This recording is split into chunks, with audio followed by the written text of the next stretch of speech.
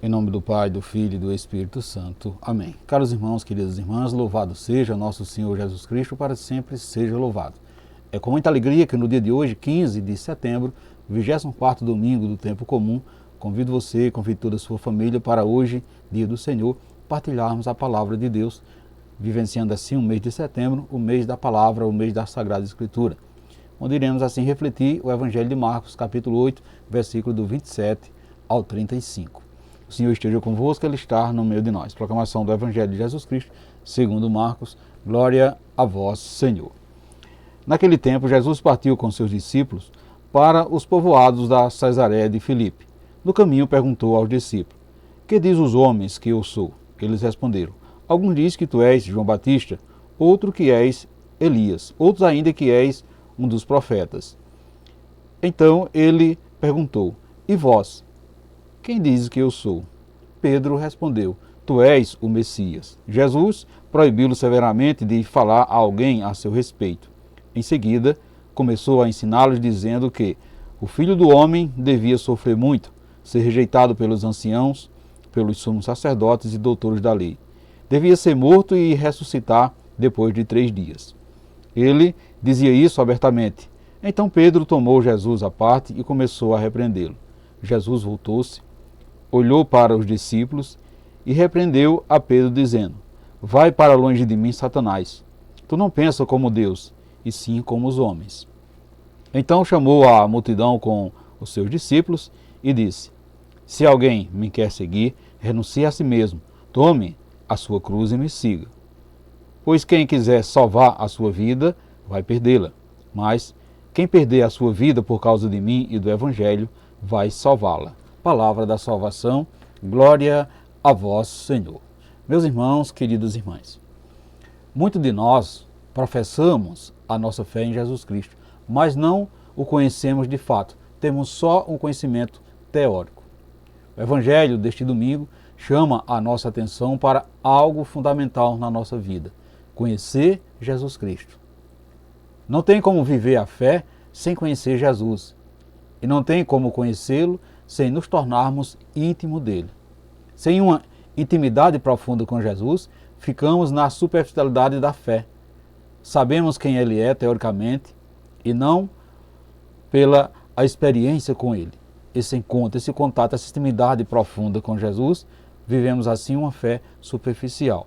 Portanto, meus irmãos, queridas irmãs, veja que nesse Evangelho Jesus procura absolver o pensamento dos seus discípulos em relação a ele, a fim de que compreenda a sua verdadeira missão aqui na terra.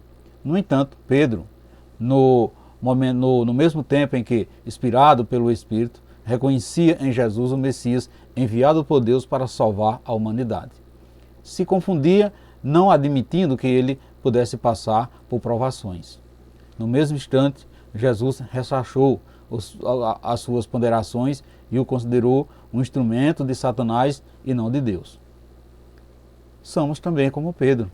Com a mesma boca que proclamamos que Jesus é o Messias, que Jesus é o Senhor da nossa vida, também o negamos nas horas em que precisamos assumir compromisso com a sua cruz e com o seu projeto de salvação. Caros irmãos, queridas irmãs, queremos salvar a nossa vida fazendo o corpo mole, diante de encargos e desafios que o reino nos impõe. Quando Jesus nos pede qualquer coisa, como tempo, dinheiro, pessoa, saúde, etc. Então veja que diante de Jesus, no momento de oração e adoração, prometemos tudo. Mas quando descemos do monte, ou seja, descemos do Tabor para enfrentar as provocações do mundo, nos apavoramos e damos contra-testemunho em ações de covardes. Veja, meus irmãos, queridas irmãs, que essas nossas atitudes apenas comprovam que ainda não confiamos verdadeiramente na palavra de Jesus, que nos assegura: quem perder a sua vida por causa de mim e do Evangelho, vai salvá-la. Portanto, peçamos a Jesus que afaste de cada um de nós as sugestões de Satanás, para que saibamos aceitar a cruz, que é sofrimento e libertação. Portanto, meus irmãos, queridas irmãs, você tem pedido alguma coisa, ou seja, você tem perdido alguma coisa por causa de Jesus e do seu Evangelho? Para você, o que significa tomar a cruz para seguir a Jesus?